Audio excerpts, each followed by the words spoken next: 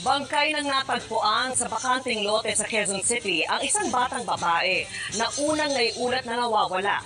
Ang suspect, kapitbahay umano ng biktima na parehong menor de edad. Nakatutok si James Agustin.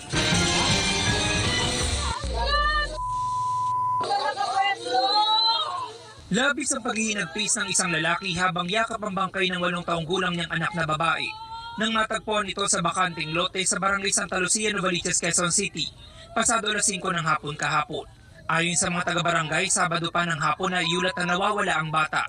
Sa kuha ng CCTV, kita ang biktima na inaya ng isang lalaki. Agad namang sumunod ang batang babae. Sa isa pang CCTV, makikita na ang biktima na nakasunod sa lalaki papunta sa compound kung saan matatagpuan ang bakanteng lote.